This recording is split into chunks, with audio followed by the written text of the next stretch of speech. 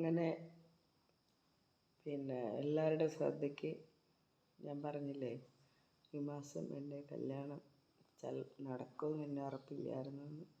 അത് നടക്കില്ല കേട്ടോ. പറയാം, ഞാൻ ഇന്നലെ വീഡിയോയിൽ ഞാൻ പറഞ്ഞു, ഞാൻ ഓൾറെഡി അറിഞ്ഞിരുന്നു ആൾക്ക് വേറെ അഫെയർ ഉണ്ട്, അതുകൊണ്ട് അത് നടക്കില്ല എന്ന്.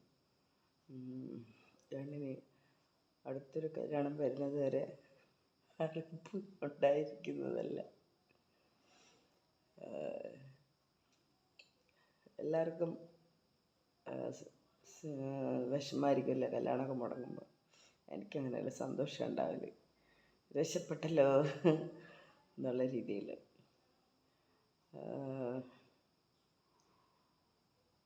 എനിക്ക് എൻ്റെ കാര്യങ്ങൾ നോക്കാൻ തന്നെ എനിക്കൊരു ചായ ഇടുന്ന കാര്യം തന്നെ മണിക്കൂറുകളാണ്. അപ്പോഴാണ് ഇനി ഒരു ലൈഫിലോട്ട് പോവുക എന്നുള്ളത്. നിങ്ങളൊക്കെ എങ്ങനെയാണെന്ന് എനിക്കറിയില്ല, ഞാനെങ്ങനെയാണ്. എനിക്ക് കുറേ സമയമെടുക്കും. അങ്ങനെയല്ല, എൻ്റേതായ പ്രൊഫഷനിൽ ഞാൻ വളരെ സ്പീഡാണ്, ഭയങ്കര ആക്റ്റീവാണ്. ഈ അടുക്കളപ്പണിയൊന്നും എനിക്ക് പറഞ്ഞിട്ടുള്ളതല്ല. പിന്നെ എനിക്ക് എന്നെ നോക്കാനും എന്നെ സ്നേഹിക്കാനും എൻ്റെ സൗന്ദര്യം ആസ്വദിക്കാൻ പോലും സമയമില്ല. അപ്പോഴാണ് അടുത്ത് നിൽക്കുന്ന കിട്ടിയവൻ്റെ സൗന്ദര്യം ആസ്വദിക്കാനും അതിന് വേണ്ടി സമയം സ്പെൻഡ് ചെയ്യാനും. ഞാനിങ്ങനെ ഓരോ ദിവസവും ആലോചിക്കുന്നത്, നെക്സ്റ്റ് നാളെ ഏത് ഡ്രസ്സ് ഇടാം, അല്ലെങ്കിൽ നാളെ ഏത് ഡിസൈൻ, മനസ്സിലിങ്ങനെ ഓരോ ദിവസം ഓരോ ഡിസൈനാണ് ആലോചിച്ച് വെച്ചേക്കുന്നത്. അപ്പോൾ ഒരു പാർട്ട്ണർ വരുമ്പോൾ ഈ ഡിസൈനൊക്കെ മനസ്സിൽ നിന്ന് പോവില്ലേ? അതൊക്കെ മനസ്സിൽ ഞാൻ ചിന്തിച്ചിട്ട് ഞാൻ വിചാരിച്ചു, വേണ്ട, ഇനിയിപ്പം ഏതെങ്കിലും സെലിബ്രിറ്റി അല്ലെങ്കിൽ അങ്ങനെ ആ ഫീൽഡിൽ നിൽക്കുന്ന ഒരാളെ നോക്കാമെന്ന് വിചാരിച്ചു. അപ്പോഴായി അതെന്താക്കുമെന്നറിയാം, അവനവൻ്റെ പാട്ടിനങ്ങ് പോകുമല്ലോ, എപ്പോഴെങ്കിലും അല്ലേ വരുള്ളൂ, അന്ന് മാത്രം അവനെ നോക്കിയാൽ മതിയല്ലോ. എനിക്ക് പറയുകയും ചെയ്യാം, എന്നെ മേലെ വിളിച്ചു പോരുതെന്ന് പറയുകയും ചെയ്യാം. എൻ്റെ പോണതുള്ള എന്നെ വിളിച്ചു പോരുന്നതിന് ശല്യം ചെയ്തെന്ന് പറയാം. അതാകുമ്പോൾ വർഷത്തിലൊരിക്കൽ കണ്ടാൽ മതിയല്ലോ എന്ന് വിചാരിക്കുന്നു. എന്താണ് നിങ്ങളുടെയൊക്കെ അഭിപ്രായം? ഡെയിലി സ്നേഹിക്കണം, കറങ്ങി നടക്കണം എന്നൊക്കെ വിചാരിക്കും ഓരോ ചെക്കന്മാർ. ഇപ്പം പിള്ളേരെ കെട്ടിപ്പിടിച്ച് വണ്ടിയിലൊക്കെ പോകുമ്പോൾ കിടക്കുന്നതല്ല, നേരത്തെ ഒരുത്തൻ പറഞ്ഞു എണീച്ച് നേരെ ഇരിക്കുന്നത്, എണീച്ച് നേരെ ഇടുന്നത്, സെറ്റിയിലായിരിക്കുന്നത്. അവൻ്റെ അഭ്യർത്ഥന പ്രമാണിച്ച് കെട്ടിപ്പിടിച്ചൊക്കെ പോകുമ്പോൾ ഞാൻ വിചാരിക്കും, എനിക്കില്ലല്ലോ ഒരു ചെക്കൻ ഇങ്ങനെ കെട്ടിപ്പിടിച്ച് പോകാനാണ്. വിളിച്ചാൽ 100 ചെക്കന്മാർ വരും, നമ്മളെ ഫ്രണ്ട്സൊക്കെ വേണേൽ കെട്ടിപ്പിടിച്ചിരുന്നൊക്കെ പോവാം. എന്നാലും അത് ശരിയല്ലല്ലോ.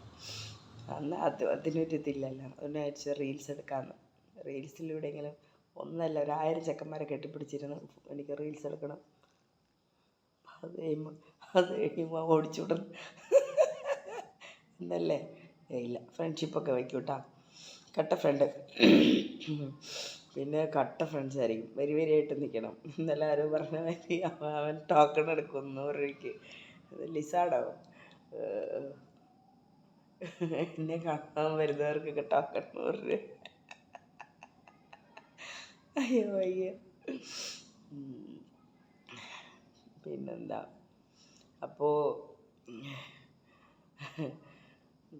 ഒരു കേക്കൊക്കെ മുറിച്ച് ആഘോഷിക്കണമെന്നാണ് വിചാരിച്ചു. പിന്നെ വിചാരിച്ചു 500 രൂപ ഒരു എൻ്റെ വീട്ടിൻ്റെ അടുത്തൊരു ചേച്ചിയുണ്ട് കേട്ടോ.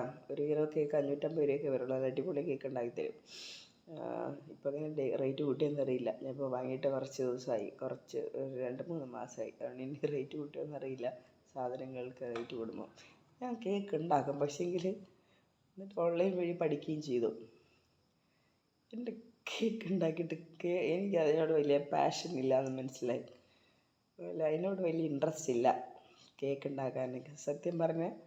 സത്യം പറയല്ല, നമ്മൾ കേക്ക് ഉണ്ടാക്കുന്ന സാധനങ്ങൾ വാങ്ങുന്നതിനേക്കാളും റേറ്റാണ് ഞാൻ ഉണ്ടാക്കി തീർന്നത്. അപ്പം അതുകൊണ്ട് വെറുതെ റിസ്ക് എടുക്കണ്ട. പൈസ കൊടുത്താൽ ആ ചേച്ചി ഇങ്ങോട്ട് തരുമില്ല. ഈ പാത്രങ്ങളെല്ലാം നമ്മളെടുത്തിട്ട് കഴുകണം, പിടിക്കണം. പരമാവധി ഞാൻ ഒരു 1-2 പാത്രങ്ങളിൽ നോക്കി, പറ്റില്ല, 1000 പാത്രം വേണം. പിന്നെ ഇത് വൃത്തിയാക്കൽ എന്താണ്. അപ്പോൾ പുറത്തുനിന്ന് കേക്ക് വാങ്ങുന്നതായിരിക്കും നല്ലതെന്ന് എനിക്ക് തോന്നി. പിന്നെന്താ പിന്നെന്താ എൻ്റെ വിശേഷങ്ങൾ? പിന്നെ അതിൻ്റെ പുറകെ വേറെ കല്യാണാലോചന കൂടെ വന്ന കാര്യം പറഞ്ഞല്ലോ. അയാളെ കാണുന്നത് കൂടിയില്ല. അയാൾ എൻ്റെ വീഡിയോ കാണുന്നുണ്ടോയെന്ന് അറിയില്ല. അതെനിക്ക് ഞാൻ മെസ്സേജ് ഇട്ടിട്ടുണ്ട്. കാരണം തനിക്ക് ആദ്യത്തെ രഹസ്യം അറിയാൻ വിട്ടതാണ് രണ്ടാമത്തെ പട്ടാളക്കാരനായിരുന്നു കേട്ടോ. കേന്ദ്ര ഗവൺമെൻറ് ഉദ്യോഗസ്ഥനായിരുന്നു. അപ്പോൾ രണ്ടാമത്തെ പട്ടാളക്കാരനെ ഞാൻ വിട്ടു. അപ്പോൾ രണ്ടാമത്തെ പട്ടാളക്കാരനെ അങ്ങനെയല്ല, അയാളെ രഹസ്യങ്ങൾ രണ്ടാമത്തെ പട്ടാളക്കാരനായിരുന്നു എനിക്ക് പറഞ്ഞു തന്നുകൊണ്ടിരുന്നത്. വേറൊരു പട്ടാളക്കാരനായിരുന്നു. അങ്ങനെ വെറുതെ ചാടിക്കയറി ഒന്നിനും ഇടപെട്ടിരുന്നല്ലോ. അയാളെക്കുറിച്ച് പറഞ്ഞപ്പോൾ അവന് വേറെ ലൈനും ആനയും കുതിരയൊക്കെ ഉണ്ട്.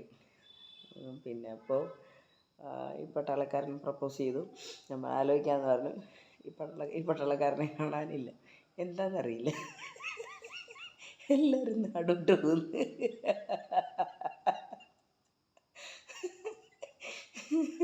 പാകിസ്ഥാൻ കൊണ്ടുപോയാൽ അത് എൻ്റെ സ്വഭാവം കണ്ടിട്ട് പേടിച്ചോടിപ്പോയതാണോന്ന് അറിയില്ല. പ്രപ്പോസ് ചെയ്ത് വന്നവരൊന്നും പിന്നെ കാണാനേ ഇല്ല. അയ്യോ ചിരിച്ച് പണ്ടപ്പ ചിരിക്കണോ. പ്രപ്പോസ് നടന്നുകൊണ്ടേയിരിക്കുന്നത്. നിങ്ങൾക്ക് ജീവൻ ആയുസിൽ പേടിയുണ്ടെങ്കിൽ നിങ്ങൾ പ്രപ്പോസ് ചെയ്യാതിരിക്കുന്നതായിരിക്കും നല്ലത്. പിന്നെന്താ പറയാനുള്ളത്?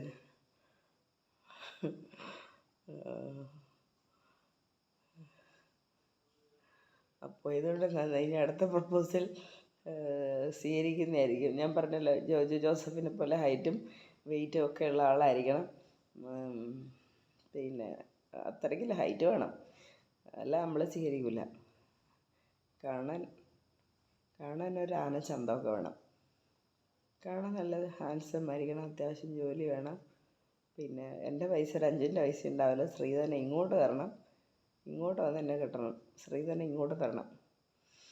മറ്റൊരു രണ്ടുപേരും ഓക്കെ ആയിരുന്നു. ഇങ്ങോട്ട് സ്ത്രീധനം തന്ന് ഇങ്ങോട്ട് കാറൊക്കെ തന്ന് കെട്ടാമെന്നായിരുന്നു. അതുപോലെ നിങ്ങളും ഇങ്ങോട്ട് സ്ത്രീധനം തന്ന് കെട്ടണം. നമ്മൾ പെൺപിള്ളേർക്ക് വാല്യൂ കൂടുതലല്ലേ. പിന്നെ പുറത്തെല്ലാം അങ്ങനെയാണ്. ഇവിടെ അറബി നാട്ടിലെല്ലാം അങ്ങനെയാണ്, മുസ്ലിംസ് എല്ലാം അങ്ങനെയാണ്.